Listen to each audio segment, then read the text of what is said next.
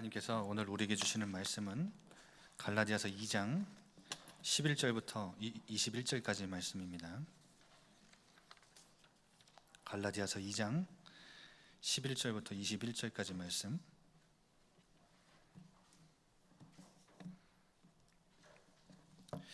제가 읽어드리겠습니다. 게바가 안디옥에 이르렀을 때에 책망받을 일이 있기로 내가 그를 대면하여 책망하였노라. 야고보에게서 온 어떤 이들이 이르기 전에 게바가 이방인과 함께 먹다가 그들이 오매 그가 할례자들을 두려워하여 떠나 물러가매 남은 유대인들도 그와 같이 외식함으로 바나바도 그들의 외식에 유혹되었느니라. 그러므로 나는 그들이 복음의 진리를 따라 바르게 행하지 아니함을 보고 모든 자 앞에서 게바에게 이르되 내가 유대인으로서 이방인을 따르고 유대인답게 살지 아니하면서 어찌하여 억지로 이방인을 유대인답게 살게 하려느냐 하였노라. 우리는 본래 유대인이요 이방 죄인이 아니로되 사람이 의롭게 되는 것은 율법의 행위로 말미암음이 아니요 오직 예수 그리스도를 믿음으로 말미암는 줄 알므로 우리도 그리스도 예수를 믿나니 이는 우리가 율법의 행위로서 아니고 그리스도를 믿음으로써 의롭다함을 얻으려 함이라. 율법의 행위로서는 의롭다함을 얻을 육체가 없느니라. 만일 우리가 그리스도 안에서 의롭게 되려 하다가 죄인으로 드러나면 그리스도께서 죄를 짓게 하는 자냐? 결코 그럴 수 없느니라. 만일 내가 헐었던 것을 다시 세우면 내가 나를 범법한 자로 만드는 것이라. 내가 율법으로 말미암아 율법에 대하여 죽었나니 이는 하나님에 대하여 살려 함이라. 내가 그리스도와 함께 십자가에 못 박혔나니 그런즉 이제는 내가 사는 것이 아니요 오직 내 안에 그리스도께서 사시는 것이라. 이제 내가 육체 가운데 사는 것은 나를 사랑하사 나를 위하여 자기 자신을 버리신 하나님의 아들을 믿는 믿음 안에서 사는 것이라. 내가 하나님의 은혜를 패하지 아니하노니 만일 의롭게 되는 것이 율법으로 말미암으면 그리스도께서 헛되이 죽으셨느니라. 아멘.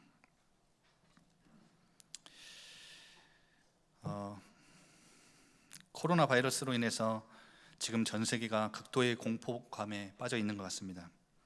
모두가 불안해하고 있는데 여러분, 이것이 백신 때문에 해결되고 거기서 끝나는 것이 아니라 지금 다른 사람들을 극도로 경계하고 있는 혐오감을 품고 있는 이 심리 사회적인 여파가 우리 사회에는 계속될 것입니다. 지금 이번 주간에도 여러분 아시다시피 뉴스를 통해서 접하셨겠지만 그 어느 한 술집을 운영하시는 분이 이제 아르바이트생들에게 다 자기 월세금을 빼서 다 나눠주고 이제 그 술집 지하실에서 자살을 한 그런 사건들도 일어나고 있지요. 지금 미국과 유럽에서는 여러분 아시아인 혐오 범죄 뉴스들이 계속해서 들려오고요. 그리고 여러분 마스크를 쓰라고 했다가 내가 내 맘대로 마스크를 안 쓰겠다는데 왜 나한테 강요하냐 하면서 기분 나쁘다고 폭행하고 싸우는 사람들 뉴스도 많이 듣고 있습니다. 그래서 많은 사람들이 있는 곳에서 우리도 기침 한번 잘못 나오면 마스크를 쓰고 있어도 굉장히 따가운 눈초리들을 받게 되지요. 여러분, 우리 사회는 코로나 이전에도 원래 고립된 사회였습니다. 그런데 사회적 거리두기 같은 이런 그 극단적인 거리두기 시행으로 더 고립되고 개인주의가 팽배해지고 있습니다. 여러분, 지금 이런 코로나 시대에 태어나고 있는 아이들은 어떻게 이 사회와 인간관계를 여러분 이해하고 받아들이고 살겠습니까? 이런 심리 사회적인 문제들은 오히려 바이러스 확산보다 더 심각한 문제들을 앞으로 야기할 것이 분명합니다. 그래서 여러분, 우리는 이 공포와 불안에 떨고 있는 이들에게 처음에 말씀드린 대로 우리가 경험한 엄마의 품과 같은 하나님의 품을 제공하는 교회로 준비되어야 하겠습니다. 그리고 주님의 마음과 생각을 기억하면서 정서 조절 신경계가 고장난 저들의 고통 안으로 들어가서 저들의 마음의 유산소 운동을 할 수 있도록 공감하는 교회가 되어야 할 것입니다. 그리고 지금 고립된 사회에서 개인들은 다 소외된 개인들이 어디를 가도 느껴보지 못한 수용감을 줄 수 있는 교회로 준비된다면 반드시 하나님은 코로나 시대를 치유하는 교회로 사용하실 줄 저는 믿습니다. 그래서 저는 이 말씀을 준비하면서도 말씀을 준비하는 저나 우리가 힘과 능력이 그 팬데믹이라는 단어가 여러분 대유행 아닙니까? 전 세계적으로 대유행으로 퍼진 이 바이러스 사태를 어떻게 우리가 치유할 수 있겠느냐, 그런 뭔가의 그 연약함, 나약함, 우리의 한계들, 이런 것들을 직시할 때 너무 주제가 거창한 거 아닌가, 이런 생각도 들 때가 있습니다. 그렇지만 여러분, 이제까지 하나님이 시대를 치유하고 시대를 살리셨던 그 하나님의 역사들을 보면 힘과 능력이 있었던 사람들을 사용하신 게 아닙니다. 연약하고 부족하지만 하나님의 언약을 붙잡은 사람들을 하나님이 사용하셨다는 사실을 기억하시고, 그것이 성경의 이야기라는 것을 기억하시고, 힘과 능력 없고 수준과 영성은 턱없이 부족해도 여러분, 언약을 붙잡으면 오늘 이 밤에 우리가 이 코로나 시대를 치유하는 교회로 우리를, 교회를 사용해 달라고, 우리가 어떤 준비를 해야 되는지 그것 붙잡고 기도할 때 신실한 하나님은 그 언약을 우리를 통해 이루실 줄 믿습니다. 여러분, 두 가지 이야기를 먼저 드리고 싶습니다. 여러분, 북한에서 이탈한 주민들 있지요. 처음에 남한에 오면 다들 과도하게 의료 지원 요청을 한다고 합니다. 거의 이틀에 한 번씩 병원을 찾는다고 하는데요. 그런데 정작 병원에 가서 검사를 하면 특별한 병명이 나오지 않는다고 합니다. 하지만 다음 날이면 또 아프다고 의료 지원을 요청한다고 해요. 그래서 의학적으로는 아무 문제가 없는데 도대체 무엇이 문제인지 의사나 환자나 다 미스테리 같이 여기는 그런 일이라고 합니다. 그래서 병원을 옆집 드나들듯이 계속해서 찾아오던 이 북한 이탈 주민들이 내내 건강 문제를 호소하다가 어느 날부터는 아픈 것이 갑자기 사라지고 병원을 찾지 않는다고 합니다. 여러분, 그게 언제부터인지 아십니까? 남한에서 친구 한 명이 생기는 순간입니다. 진정한 남한 친구 하나가 생기면 그들은 그때야 비로소 한국 사회에 제대로 수용됐다는 느낌을 받게 된다는 것이죠. 그러면 여러분, 이 사람들이 느꼈던 그 전에 느꼈던 그 통증, 병원을 늘 찾으며 호소했던 그 통증은 무엇이란 말입니까? 아마도 죽음의 사선을 뚫고 자유를 찾아서 남한까지 내려온 그들의 존재 가치는 아마 북한에서보다 더 바닥이라고 여겼을 수 있습니다. 동족이지만 외국인보다 못한 차별을 받고, 그리고 또 이제까지 태어나고 자란 땅을 두고 이제 극단적인 환경 변화를 맞이하고 또 존재감의 가치가 바닥을 쳐서 여러분, 마음의 병이 신체 구석구석까지 퍼진 침투한 병일지도 모릅니다. 단순히 꾀병이 아니라 질병 없는 병이라고 하는 마음의 병을 갖고 있었던 것이죠. 여러분, 이런 마음의 병이 어떻게 치유될 수 있습니까? 소외감을 느끼는 이들이 어떻게 치유를 받았습니까? 친구가 생기고 수용감을 느끼니 치유가 된 것입니다. 그래서 여러분, 수용감을 느끼게 해주는 것은 수용보다 더 중요한 것이지요. 여러분, 두 번째 이야기는 결혼을 통해서 한국으로 이주하는 여성들이 많아지면서 정부에서 이 다양한 다문화 가정 지원 프로그램을 마련하고 있다고 합니다. 그런데 이런 프로그램들을 보면 정착 지원 프로그램이라고 합니다. 한국어 강의, 김치 담그는 방법, 그리고 제사 드리는 방법 등 여러 가지를 알려주는 프로그램들이 대부분인데, 이런 프로그램들은 다른 나라에서 살다 온 이 이주민들에게 이것을 목표로 교육을 한다고 합니다. 그것이 뭐냐면 동화시키는 겁니다. 한마디로 용광로 정책이라고 볼 수 있지요. 용광로 안으로 들어오면 다 하나로 녹여서 섞이는 원리를 사용한다고 합니다. 한국말을 잘해야 김치를 담글 줄 알아야, 그리고 한국에 살면 한국인이 되려면 제사 정도는 지낼 줄 알아야 한국 사람이 될 수 있다는 기준과 조건들을 내세운다는 거죠. 이런 정착 프로그램은 수용의 방식을 제대로 활용한 것이라고 볼 수가 없습니다. 오히려 여러분, 결혼해서 온 외국인들에게는 그들의 입장에서 볼 때는 이걸 해야만, 김치를 담글 줄 알아야만 내가 한국 사람이 될 수 있다, 한국 이 사회에 내가 수용될 수 있다라는 뭔가의 이 느낌을 주는 수용감을 그래야 줄 수 있는 복선이 깔려 있는 프로그램들이라는 거죠. 여러분, 어쩌면 이 수용 방식이 제대로 작동하려면 결혼 이주민들에게 이들이 가지고 있는 고유 문화의 장점과 특색을 충분히 이해해주고 독려해주고 그들의 있는 모습 그대로를 수용해주는 게 오히려 더 나아 보입니다. 여러분, 이 두 이야기에서 살펴본 대로 수용감을 느끼게 해주는 것은 느끼게 해주는 수용은 마음의 병을 갖고 있는 이들의 마음의 병을 치유하는 데 너무나 중요합니다. 근데 여러분, 수용이 중요한 만큼 수용의 방식도 아주 중요합니다. 아까 이주민 그 외국에서 결혼해서 온 외국인 여성들 이야기처럼 우리가 수용한다고 할 때 주의해야 될 것이 있습니다. 그것이 무엇이냐면 뭔가의 특정 조건을 내세우면서 이것을 충족시켜 봐, 그러면 수용해 줄게, 수용감을 느끼게 해줄게, 이렇게 뭔가의 조건을, 기준을 내세우는 것입니다. 여러분, 이게 굉장히 주의해야 될 부분인 것이죠.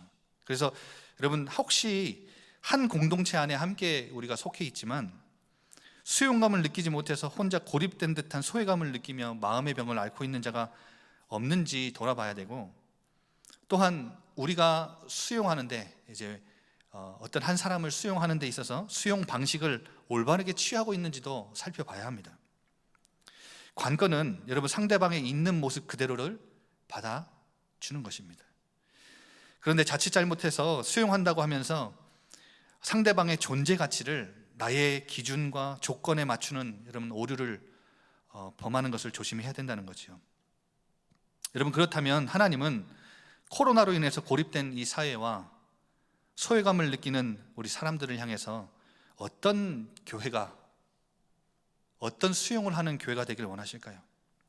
여러분, 오늘 갈라디아서 본문을 읽었는데요, 오늘 이 본문은 갈라디아 지역에 있는 교회들에게 바울이 쓴 편지입니다. 그런데 여러분, 교회의 상황이 지금 심상치가 않습니다. 어떤 유대 기독교인들이 교회에 들어와서 바울이 가르친 기존 복음과는 완전히 다른 가르침, 다른 복음을 제시했습니다. 아브라함의 예를 들면서 할례를 받아야 하나님의 참 언약 백성이 될 수 있다고 가르친 것입니다. 그들의 주장의 정당성을 내세우기 위해서 바울의 권위를 폄훼하였고, 그리고 또 바울이 전한 그 복음의 신뢰성을 완전히 무너뜨렸습니다. 그래서 구약 성경과 복음에 대한 지식이 깊지 않은 이 비유대인들이 모인 이 교회들이 이런 가르침에 흔들렸고, 지금 교회가 완전히 흔들릴 큰 위기를 만난 겁니다. 여러분, 많은 교인들이 믿음으로 얻은 구원 상태를 떠나서 구원 이전의 상태, 그 상태로 돌아가려고 하는 어이없는 상황에 놓였고, 여러분, 전도자 바울, 이 교회를 세우고 복음을 전달해 줬던 전도자 바울과의 관계도 깨졌을 뿐 아니라 지금 거짓 가르침을 가르치고 있는 자들에게 미혹되어서 기존 성도들, 이 바울이 전달한 복음과 거짓 교사들이 전달한 다른 복음, 이 두 그룹 사이에 갈등과 다툼들이 많이 생겼습니다. 여러분, 이때 바울이 교회에 있는 이 거짓 교사들의 가르침을 바로잡기 위해서 율법과 복음을 설명하기 시작합니다. 율법이 문제가 아니라 유대인처럼 할례를 받아야 구원을 받고 진정한 성도가 될 수 있다는 주장이 문제인 것입니다. 그래서 바울은 먼저 이들이 주장하는 할례와 같은 율법의 행위, 그것이 아니라 믿음에 의해서 의롭게 된다라고 하는 이 복음을 설명하기 시작합니다. 여러분, 이를 설명하기 위해서 오늘 읽은 본문의 내용인데 첫 번째로 밝힌 사례가 있습니다. 이 복음을 잘 설명하기 위해서 의롭다 함을 받는 것은 믿음으로만 가능하다는 것을 설명하기 위해서 여러분, 한 사례를 이렇게 밝히는데, 그 사례가 뭐냐면 게바인 베드로가 이방인들만 모여있던 안디옥 교회에 와서 바울이 그 베드로의 잘못을 책망한 그 사건을 끄집어낸 것입니다. 여러분, 처음에는 이 베드로는 비유대인들로 구성된 이 안디옥 교회에 방문했을 때 이 이방인 교회가 이렇게 형성됐다라는 것에 너무나 그 연합에 감명을 받아서 유대인과 이방인 신자들과 함께 식사를 하는 그 자리에 참여를 했습니다. 여러분, 근데 오늘 본문에 나오지만 야고보가 보낸 어떤 이들의 압력을 받아서 그 식사 자리를 물러난 것입니다. 오늘 12절에 보면 야고보에게서 온 어떤 이들이 이르기 전에 게바가 이방인과 함께 먹다가 그들이 오매 그가 할례자들을 두려워하여 떠나 물러가매. 아마 여러분 그 야고보에게서 온 어떤 이 유대인들은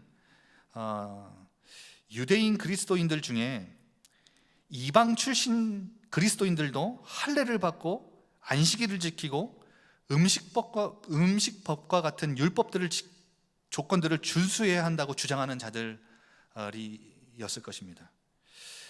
아니면 이런 것을 주장하는 자들이었기 때문에 이제 베드로가 이방인 성도들과 함께 식사를 하다가 구설수에 오르고 비난을 받기 싫어서 피했을 수도 있고요. 당시 예루살렘 분위기에 유대인들, 그러니까 비기독교 유대인들이죠.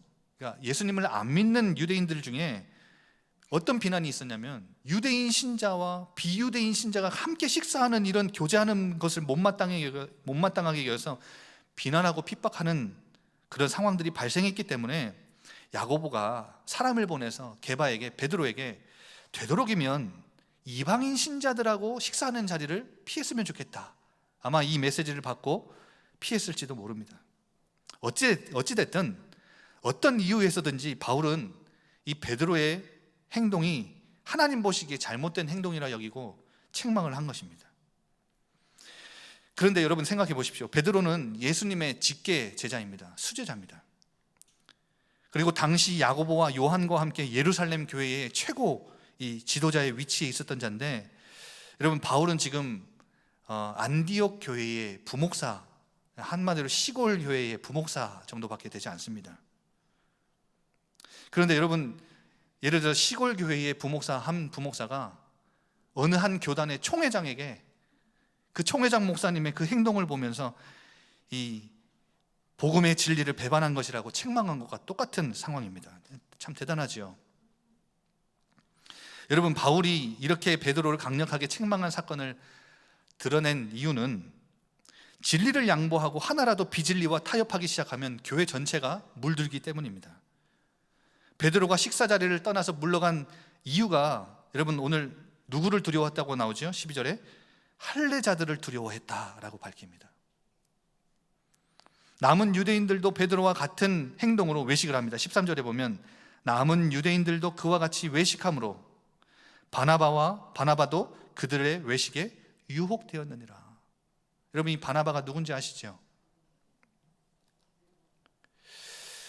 그런데 여러분, 이 베드로를 책망한 내용이 뭐냐면 14절에 나옵니다. 내가 유대인으로서 이방인을 따르고 유대인답게 살지 아니하면서 어찌하여 억지로 이방인을 유대인답게 살게 하려 하느냐. 여러분, 베드로는 이방인들이 그리스도인이 되기 위해서는 할례를 받을 필요가 없다는 사실을 알고 있었던 사람입니다. 적어도 이 베드로와 12사도는 그 사실을 알고 있었고 동의하고 있었기 때문에 이런 행동은 잘못된 것임을 베드로도 알고 있었기 때문에 바울은 베드로를 책망한 것입니다. 그런데 여러분, 이 베드로의 이 선택과 행동이 어떤 메시지를 담고 있기 때문에 바울이 책망을 했냐면, 다시 유대교의 관습을 유지하기 위해서 이방인 신자들과 친교를 중단함으로 유대교 관습이 비유대인들에게도 중요하다는 잘못된 메시지를 전달한 것이기 때문에 바울은 거침없이 베드로를 책망한 것입니다. 한마디로 여러분, 심각하게 복음의 본질을 훼손한 죄악된 행동이고, 할례를 받지 않은 이방인 그리스도인으로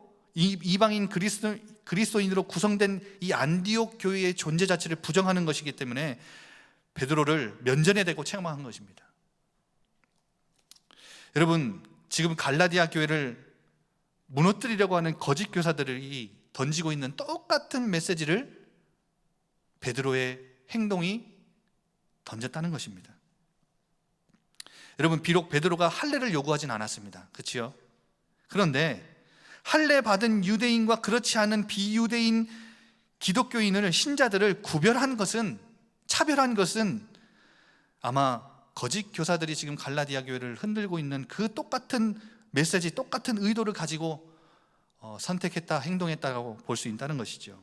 여러분, 기둥 같은 이 사도의 복음에 합당하지 않은 이 행위, 바울은 용납하지 않았습니다. 그 자리에서 바로 책망했습니다. 그렇다면 여러분, 지금 거짓 교사들이 지금 이 갈라디아 교회를 어지럽히고 있는 이 말도 안 되는 메시지를 가지고 혼란케 하는 것을 바울은 더더욱 용납할 수 없음을 강력하게 메시지를 던지고 있는 것입니다. 여러분, 그래서 제가 오늘 수용하는 교회가 되기 위해서는 우리가 무엇을 우리 안에서 점검하고 준비해야 하는지를 말씀드리고 싶은 겁니다. 여러분, 차별과 경쟁과 비교의식은 지난번 말씀에도 말씀드렸지만 어디에서 시작되고 비롯되냐면 우월감에서 시작됩니다. 여러분, 이 우월감은 여기서 끝나지 않고 차별과 배제를 만들어냅니다. 그래서 수용하는 교회가 되기 위해서는 가장 먼저 버려야 할 것이 바로 우리 속에 자리 잡고 있는 우월감입니다. 여러분, 유대인 기독교인들이 율법을 준수해야 의롭게 된다는 주장하는 위선은 우월감에서 시작된 것입니다. 여러분, 유대 민족들은 어떤 사상이 가득했죠? 선민 사상이 가득했습니다. 다른 민족들보다 우리 민족은 우월하다라는 이 생각이 예수 그리스도를 믿고 구원받은 유대인 신자들, 유대인 크리스찬들 안에도 깊이 파고든 것입니다. 여러분, 누군가보다 우월하다고 느끼는 이 우월감을 우리는 어떻게 그러면 내려놓을 수 있겠습니까? 우리가 받은 구원의 은혜를 늘 기억해야 합니다. 여러분, 우리가 자칫 잘못 먼저 구원받았다고 늦게 구원받은 신자들, 새 신자들을 봤을 때 우리가 뭔가 된 것 마냥 느끼는 이 우월감을 어떻게 내버릴 수 있느냐? 구원의 은혜를 기억해야 합니다. 여러분, 15절, 16절을 보시면 바울이 베드로에게 이렇게 계속해서 책망하는 내용이 나옵니다. 바울은 유대인이었지만 결코 이방인보다 자신이 낫다고 생각한 적이 단 한 번도 없었습니다. 오히려 바울은 그 유대인, 이방인 때문에 자신이 존재하고 자신을 하나님이 부르셨다는 사실을 알고 있었기 때문이지요. 여러분, 15절, 16절에 보면 바울과 베드로, 우리는 본래 유대인이고 이방 죄인이 아니었다. 하지만 우리가 어떻게 구원을 받았느냐? 베드로에게 이렇게 지금 메시지를 던지고 있는 겁니다. 우리가 율법의 행위로 구원받은 것이 아니라 오직 예수 그리스도를 믿음으로 의롭다함을 받게 된 것은 아니냐? 율법의 행위로 의롭다함을 받을 육체는 없지 않느냐? 넌 그것을 알고 있지 않느냐? 우리가 이렇게 외식하는 신앙에 빠지지 않기 위해서는 우리가 받은 구원이 뭔가를 해서 얻은 것이 아니라 예수 그리스도를 믿는 믿음으로, 오직 믿음으로 주어진 것임을 여러분 기억하셔야 됩니다. 이 믿음은 우리가 잘나서 받은 것도 아니고 우리가 뭔가 똑똑해서 받은 게 아니라 은혜로 주어진 것임을 늘 기억해야 합니다. 그래서 에베소서 2장 8절에 뭐라고 나오죠? 은혜에 의하여 믿음으로 말미암아 구원을 받았으니. 여러분, 우리 안에 베드로와 같은 이 위선적인 신앙에 빠지게 만드는 우월감들, 여러분, 구원의 은혜를 기억하면 이런 것들은 사라지게 될 것입니다. 그래서 여러분, 우리 공동체는, 우리 교회는 누가 찾아와도 수용감을 느끼게 해줄 수 있는 마음의 준비가 되는 것이죠. 이 우월감들을 사라지게 만드는 것이요. 그리고 여러분, 두 번째로 꼭 기억하셔야 될 것이 내 안에 아직 남아있는 할례들을 빨리 제거해야 합니다. 17절에 바울이 이렇게 얘기하죠. 그리스도를 믿고 의롭다 하심을 받은 자가 율법을 안 지켜서 죄인으로 밝혀진다면 그리스도께서 의인의 죄의 문제를 아직 다 해결하지 못했단 말인가? 18절에 예수님이 헐어버리신 것을 내가 다시 세워서 율법에 복종해야 의롭게 될 수 있다고 주장하면 나부터 율법의 정죄를 받아야 하기에 나 스스로 범법자로 만드는 것이라고 주장하고 있습니다. 여러분, 왜 그리스도 안에서 자유를 얻은 자가 다시 정죄가 있는 율법 아래로 기어들어가려 하느냐? 지금 갈라디아 교회에 이 사례를 끄집어 와서 메시지를 던지고 있는 겁니다. 여러분, 이번 주 강단 말씀에 나왔지요. 그리스도 예수로 인해서 우리는 복 있는 사람이요 경건한 자요 의인이 되었는데, 오늘 갈라디아 교회의 모습은 왜 다시 죄를 하나씩 따져 묻는 정죄가 있는 옛 언약, 그 율법으로 돌아가서 죄의 종노릇하며 살고자 하느냐? 이 메시지를 던지고 있는 겁니다. 허물이 없는 자가 아니라 허물의 사함을 받은 자, 죄가 없는 자가 아니라 죄가 덮어진 자에게 하나님은 복을 주시는데, 이 주신 복을 받아놓고 왜 허물이 없어야 된다고 말하는, 죄가 없어야 복 있는 자라고 말하는 그곳으로 다시 내려가려고 하느냐? 이미 하나님의 아들이 된 자가 왜 종이 되려고 하느냐? 이 말을 지금 바울은 던지고 있는 것입니다. 여러분, 우리가 받아야 하는 모든 죄값, 저주, 재앙을 십자가에서 예수 그리스도께서 다 담당하시고 속량하셨는데, 십자가의 은혜로는 부족하기에 십자가에 뭔가를 자꾸 끼워 넣는 것입니다. 십자가 복음을 듣고 예수 그리스도를 믿는 이 믿음이 구원을 얻는 유일한 방법인데, 여러분, 종교적 열심을 갖고 있는 자들에게는 이 복음이, 이 믿으면 된다라고, 믿으면 구원받는다라는 이 복음이 너무 어떻게 느껴집니까? 이 소금 안 넣은 음식처럼 싱겁고 심심하고 밋밋하게 느껴지기 때문에 뭔가 거기에 행위 하나를 더 보태는 것입니다. 여러분, 이게 얼마나 위험한 행동인지 아시지요? 복음에 뭔가를 섞어서 복음을 희석시키는 행위인 겁니다. 여러분, 복음이 희석되면 어떻게 되죠? 복음이 희미해집니다. 이 복음이 희미해지면 나중에 어떻게 되죠? 복음이 변질됩니다. 여러분, 이렇게 복음을 희석시키고 희미하게 만들고 변질시키는 이들이 주장한, 거짓 교사들이 주장한 요소가 바로 할례인 것입니다.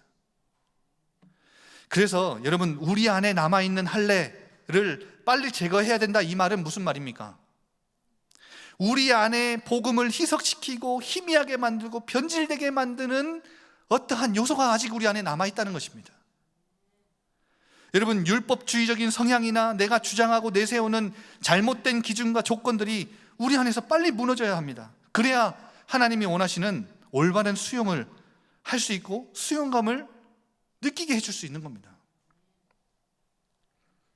여러분, 우리 안에 복음이 희석되고 희미하게 되고 변질되게 하는 요소들이 너무 많은 것 같습니다. 저부터가. 믿음의 척도를, 여러분, 주일 성수하는 거, 교회 봉사하는 거, 헌금, 유무, 금주, 금연, 이런 여부들로 우리는 너무 쉽게 판단하는 것 같습니다. 여러분, 그렇다면 매주 주일 성수를 하고 교회 봉사를 열심히 하고 헌금도 하고 술, 담배를 전혀 하지 않는 한 사람이 있다고, 한 성도가 있다고 가정해 봅시다. 그런데 이 사람이 안타깝게도 그 사람 안에 그리스도도 없고 십자가의 복음도 없고 전혀 복음을 이해하지 않았고 하나님과의 관계도 형성되어 있지 않는데, 여러분, 이렇게 열심히 신앙생활을 하고 있는 사람을 어떻게 우리는 이해해야 되겠습니까? 그 사람을 우리는 겉으로 볼 때 믿음 좋다, 신앙생활 잘한다, 이렇게 여길 수 있겠죠. 그런데 여러분, 그는 그냥 종교인일 뿐입니다. 그냥 종교적 양심이나 윤리, 열심만 있으면 누구나 다 행할 수 있는 것입니다.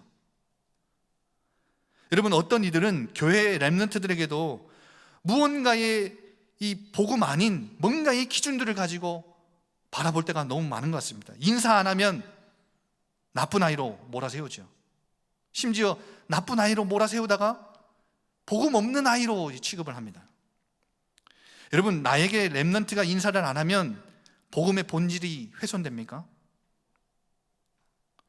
아니, 여러분, 그렇다고 해도 예의는 갖춰야죠. 목사님, 세상에 나가서 저 예의 없으면 뭘 어떻게 세계복음 하겠습니까? 그렇게 말씀하시는 분들도 계실 겁니다. 맞는 말입니다. 그런데 여러분, 가정과 학교에서 가르쳐야 할 기본 예절이 인사고, 교회에서는 인사 안 했다고 해서 렘넌트다 아니다를 따질 이유가 전혀 없는 것입니다. 예수 그리스도를 믿는 믿음이 확실하다면 그 렘넌트는 그저 인사 안 하는 렘넌트일 뿐이고 예절 교육을 아직 잘 못 받은 렘넌트일 뿐입니다.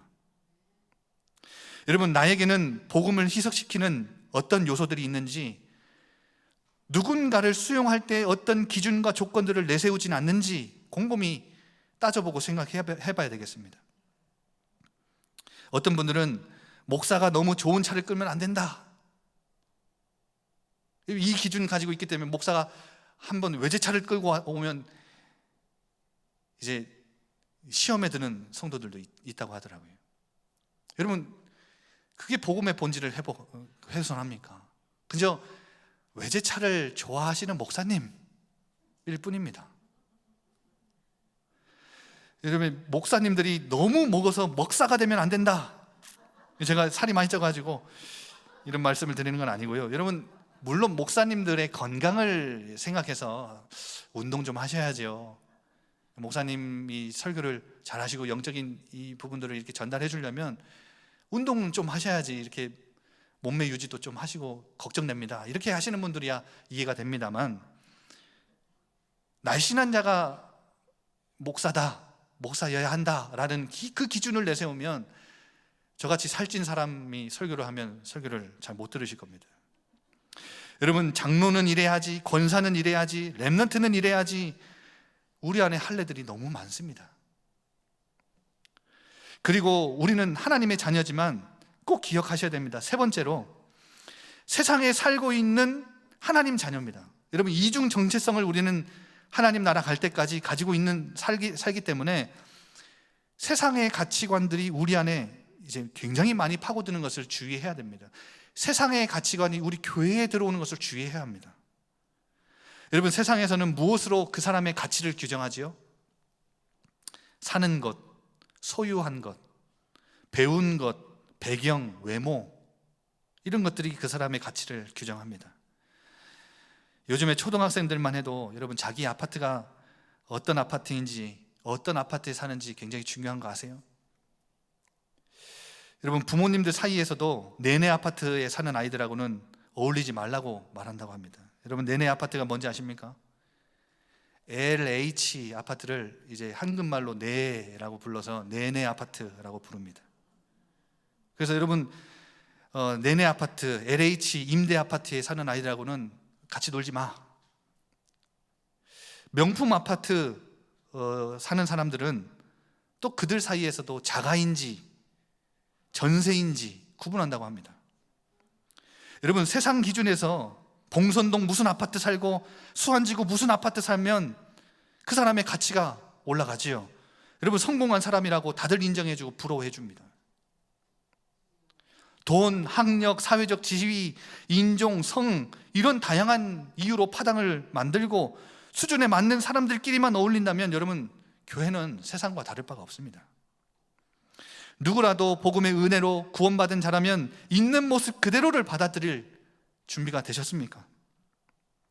철저하게 한결같이 아무도 차별하지 않고 아무도 차별 대우를 받게 해서는 안 됩니다.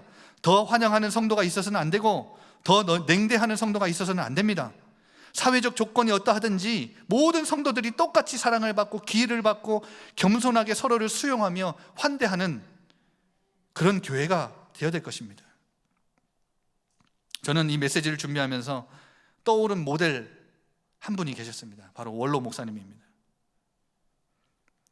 집회나 대회를 참석하시면 언제나 여러분, 자리가 마련되어 있습니다. 우리 어르신 목사님들 앞에 좋은 좌석을 마련해 드립니다. 그런데 원로 목사님은 항상 성도들과 함께 앉아서 참여하시고 식사와 잠자리를 따로 마련해 드려도 굳이 그렇게 불편한 자리, 성도들과 함께 그 자리를 함께 하셨다고 하십니다. 저는 보진 못했지만 들었지 않습니까? 누구보다도 우월하다고, 내가 목사니까 성도들에게 대접을 받아야 된다고 그런 의식 자체가 없으셨던 것 같습니다. 저는 부끄러운 고백이지만 가끔 내가 목사인데 나를 목사 대접 안 해준다고 이상한 그런 우월감, 그런 이상한 특권의식, 그런 느낌들을 받을 때가 너무나 많습니다. 여러분, 그런데 이런 서운함들이 찾아올 때 원로 목사님 생각하면 나는 가짜 목사구나, 이런 생각들이 너무나 많이 듭니다.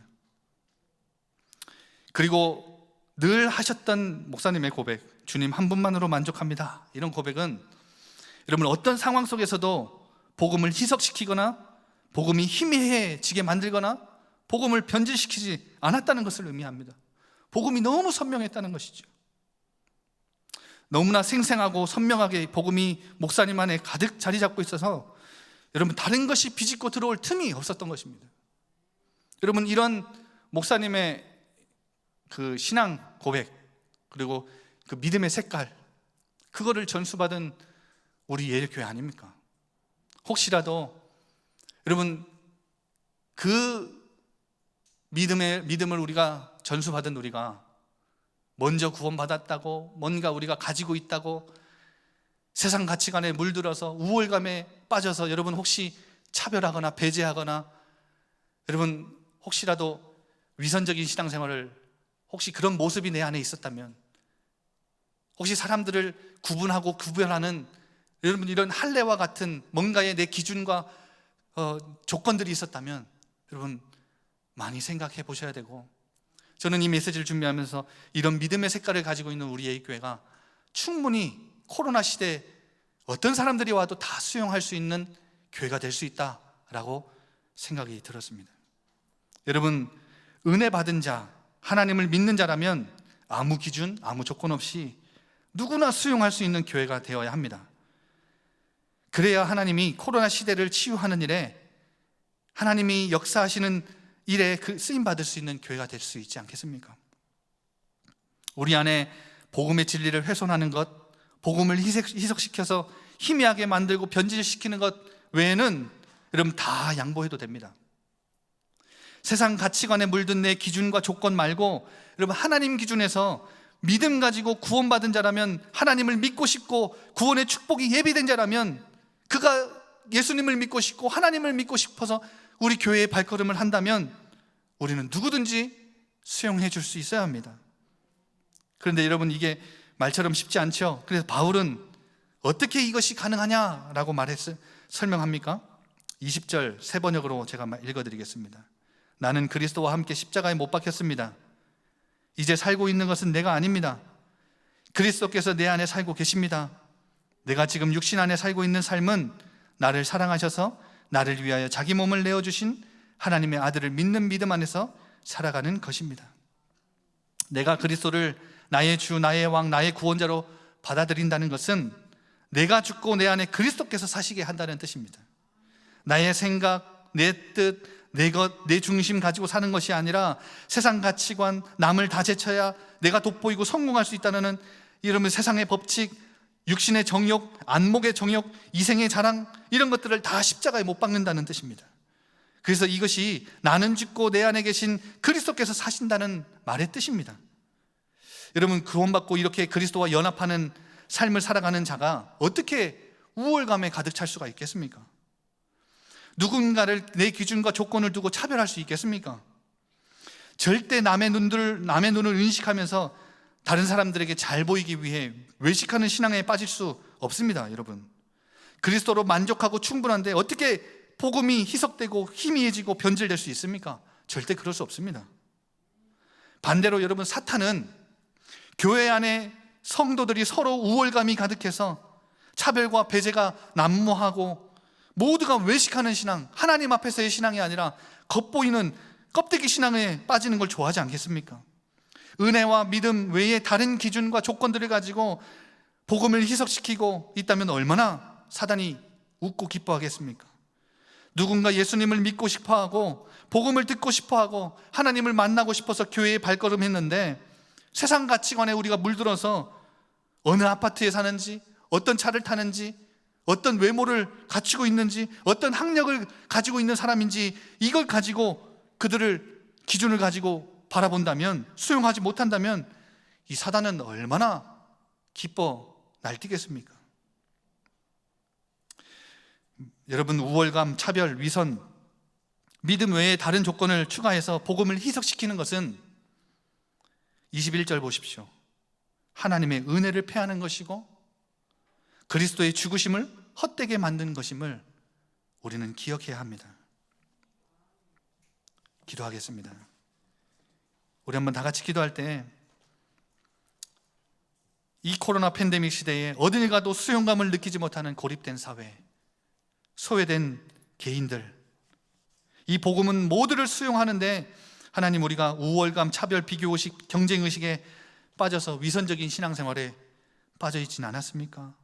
구원의 은혜를 기억하며 우월감을 내버리게 하시고 내 안에 남은 할례, 복음을 희석시키고 희미하고 변질되게 만드는 내 안에 잘못된 기준과 조건들 다 내세우지 않도록 버려버리고 세상 가치관에 물들지 않고 나는 죽고 내 안에 계신 그리스도가 사시는 신앙생활 우리가 회복할 수 있도록 우리를 인도하시고 은혜 내려달라고 이 밤에 우리 한번 다 같이 기도하겠습니다.